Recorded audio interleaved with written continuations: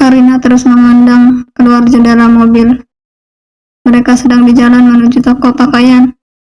Bara ingin membeli baju untuk dirinya, karena memang mereka akan menginap 1 malam lagi, dan besok baru kembali ke Jakarta. Bara melirik ke arah Karina yang terus menghindarinya setelah kejadian tukang sayur tadi pagi. Ini masih lurus lagi? Tanya Bara mencoba mengajak bicara. Karina itu sebenarnya bukannya marah dan tak mau bicara dengan Bara. Hanya saja ia terlalu malu untuk menatap wajah Bara. Bagaimana bisa dia sepercaya diri itu saat mengakui bosnya sebagai calon suami di depan ibu-ibu tadi pagi. Pasti sekarang gosip sudah menyebar kemana-mana. Malu kan nanti kalau ketahuan Karina cuma sembarangan bicara. Mana Bara dengar pula apa yang ia bicarakan tadi. Di mana mau ia letakkan wajahnya? Lurus saja, Pak. Sebelum lampu merah, ada pelang distronya. Bara manut saja. Walau sesekali ia curi pandang ke arah Karina yang masih berusaha menjaga jarak darinya. Kamu marah sama saya? Tanya Bara. Karina lekas menggeleng. Enggak, kenapa tiba-tiba Bapak nanya gitu? Habisnya kamu seperti menghindari saya. Enggak, siapa menghindari Bapak? Perasaan Bapak aja itu, jawabnya. Walau tetap ia tak berani melihat ke arah Bara langsung. Bara mengunum senyum. Ia sebenarnya paham kalau Karina merasa malu. Ia tadi mendengar cukup jelas apa yang Karina ucapkan. Sesampainya di sana, Karina hanya duduk di kursi tunggu. Biasanya dia akan dengan senang hati berkeliling untuk melihat-lihat. Namun kali ini ia sebisa mungkin tak mau berpapasan dengan Bara. Karina, seru seseorang perempuan berkulit putih dengan rambut pirang memanggil nama Karina. Karina menoleh dan berdecak saat melihat siapa yang memanggil namanya. Ia mencoba tersenyum. Karina hampir mengumpat dalam hati. Tadi pagi ibunya, sekarang calon mantunya, mencoba mengusik harinya. Lagi pulang kampung? Tanyanya lagi. Iya, jawab Karina agak malas meladeni Sania. Oh, lagi ngapain di sini? Lagi-lagi Karina ingin berdecak. Memangnya mau apa lagi kalau datang ke distro? Beli makan, beli bahan bangunan. Menurut Nana, mau belanja? Sama siapa? Karina melirik sekeliling. Bara tak kelihatan. Mungkin bosnya itu ada di balik deretan baju di sana. Sama orang. Tania tertawa centil, sembari menutup mulutnya. Dulu Karina dan Sania ini teman yang cukup dekat semasa SMA. Tapi yang tak ia sangka, kalau Sania malah suka pada pacarnya dan mengambil kesempatan saat Biirah memaksa Karina dan Ridwan putus. Dan hebatnya, sampai sekarang mereka masih menjalin hubungan. Tapi ya itu, belum menikah. Padahal sudah hampir 10 tahun. Sayang, sini, seru Sania, mengamit ke arah seorang pria yang baru saja masuk ke distro. Lelaki itu terpana sesaat saat melihat Karina. Sania langsung menggandeng lengan Ridwan mesra. Ia tersenyum bangga seolah ia sedang mengejek Karina. Hai Karina, apa kabar? Tanya Ridwan, masih terpaku melihat mantan pacarnya. Alhamdulillah baik. Apa kabar? Tanya Karina balik. Ya sih biasa aja. Toh sudah belasan tahun yang lalu. Perasaannya yang hanya cinta monyet itu sudah menghilang. Baik, sama siapa kesini? Tanya Tanya Ridwan lagi, melihat Karina yang perempuan ada di distro baju pria. Sama Randy ya? Randy-nya mana? Udah lama gak ketemu. Karina menggeleng. Memang sih, kadang dia pergi ke distro menemani Randy adiknya berbelanja. Enggak, aku sama. Satu lengan menghampir di bahu Karina. Karina mendongak melihat sosok yang memeluk bahunya. Jantung Karina berdetak kencang saat Bara balik menatapnya sembari tersenyum. Karina langsung menunduk, malu karena merasa wajahnya terasa panas dan memerah. Mereka siapa? Tanya Bara. Karina mencoba mengontrol detak jantungnya. Ini Karina ragu. Efek deg-degan, ia jadi tak bisa berpikir jernih. Saya Ridwan, teman SMA Karina. Ridwan mengulurkan tangannya, mengajak Bara berjabatan. Bara tersenyum kemudian menyambut tangan Ridwan. Saya Bara. Ridwan melirik ke arah Karina. Inginnya tahu siapa Bara ini, tapi dari gelagat Bara yang dengan santai menyampirkan tangannya ke bahu Karina, jelas mereka punya hubungan. Loh, kamu yang semalam menginap di rumah Karina ya? Tanya Sania. Bara mengangguk. Sania menggerakkan tangannya di lengan Ridwan dengan manja. Ini loh yang kata ibu kamu, calon suaminya Karina. Dek, muka Karina merah padam.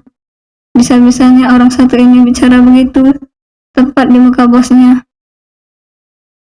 Karina kembali merutuki kelakuan bodohnya pagi tadi. Karina rasanya ingin menghilang dari muka bumi. Ia tak sanggup berhadapan dengan bosnya ini. Sebenarnya Bara tak berkomentar apapun dari hal-hal yang Sania ucapkan tadi. Tapi tetap saja, Karina malunya bukan main. Sok mengakui bosnya sebagai calon suaminya. Pak, seru Karina. Bara menjawab dengan gemaman. Kenapa? Karina menggigit bibir bawahnya, ragu untuk bicara. Maafin saya ya, tadi pagi saya sembarangan bicara, pakai bawa-bawa nama bapak. Sekali lagi saya minta maaf. Bara tersenyum, kalau ia masih memandang lurus ke arah jalan. Enggak apa-apa, saya mengerti kenapa kamu bicara seperti itu. Terus, terima kasih juga sudah mau akting di depan Ridwan sama Sania tadi. Bara tak menjawab, ia hanya fokus menyetir. Karina, ya, refleks Karina menoleh. Bara diam kembali. Karina bingung, bosnya memanggil namanya, tapi tak kunjung bicara. Kenapa, Pak? Tak apa-apa. Karina makin bingung. Makin hari bosnya ini makin aneh saja. Kalau mau ngomong sesuatu bilang aja, Pak. Bara tetap diam. Karina kembali melihat keluar jendela karena suasana terasa canggung. Ini apa, Kar? Tanya Bunda begitu melihat dua orang sedang mengangkat lemari televisi. Biasa, Bun. Karina mengkode ke arah Bara yang sedang membayar ongkos mobil. Bunda menggerutkan dahi. Bingung. Kebiasaan. Tadi kami ketemu bapak-bapak jualan lemari ini sambil pikul. Terus karena kasihan, Pak Bara beli deh. Jelas Karina. Terus kenapa dibawa ke sini?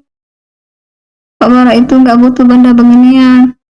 Dia beli cuma karena kasihan. Jadi dengan kata lain, Karina yang menampung barang tak penting yang beliau beli.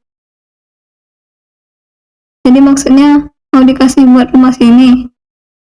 Karina mengangguk. Gak enak, Kar. Masa kita nerima gitu aja? Udahlah bun, nggak kita terima juga paling dia kasih ke orang lain. Mending buat kita kan? Bunda masih ragu, tapi tak lagi berkomentar. Sarah berjalan menuju ke arah mereka. Nggak parah, Bunda jadi nggak enak terima barang begini. Nggak apa-apa bun, syukur-syukur Bunda butuh. Jadi saya nggak repot nyari orang yang mau. Bunda tersenyum canggung. Bos anaknya ini persis seperti yang Karina ceritakan. Semalam saja ia membayar Teon entah berapa, karena ia melihat Bara begitu banyak mengeluarkan uang berwarna biru dari dompetnya. Terima kasih kalau begitu. Siangnya tak ada yang istimewa. Bara diajak bapak ke toko untuk melihat-lihat. Bapak begitu semangat ingin meminta tips agar toko menjadi ramai pembeli. Barulah saat sore harinya mereka berkumpul kembali. Karina sedang duduk di teras belakang saat Bara kembali ke rumah. Karina menoleh saat Bara berjalan ke arahnya. Baru balik pak, sapanya walau masih terasa canggung, tapi paling tidak ia sudah menyingkirkan sedikit rasa malunya. Iya, baru sampai. Bara ikut duduk di samping Karina. Hening. Mereka memandangi halaman belakang yang ditumbuhi bunga dan beberapa tanaman bumbu dapur. Suasananya nyaman, membuat Bara justru merebahkan diri dan berbaring berbantalkan lengan. Gimana setelah pulang ke rumah? Karina menoleh pada Bara. Gimana apanya, Pak? Perasaan kamu, apa jadi lebih baik? Karina kembali menghadap ke depan. Iya, paling enggak, walau enggak lama, rasa kangennya berkurang.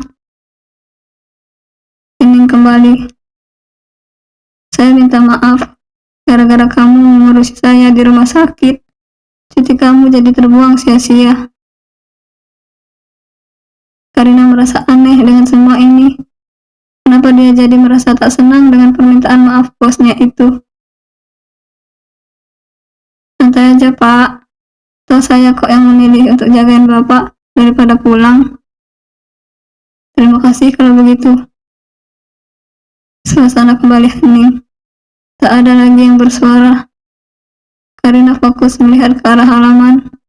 Entah apa yang ia pikirkan. Tanpa ia sadar saat ia menoleh ke samping, Bara sudah menutup mata. Napas teratur pelan. Karina beranjak ke dalam mengambil selimut dan bantal, karena ia yakin leher bosnya itu pasti sakit kalau tidur beralaskan tangan. Dengan pelan ia mengangkat kepala Bara dan berdoa dalam hati kalau bosnya itu tak akan bangun. Belum Karina berhasil menaruh bantal di atas kepala Bara, pria itu lebih dulu terbangun. Mata mereka bertatapan. Karina jadi teringat kejadian memalukan di kantor yang disaksikan oleh Tommy dulu.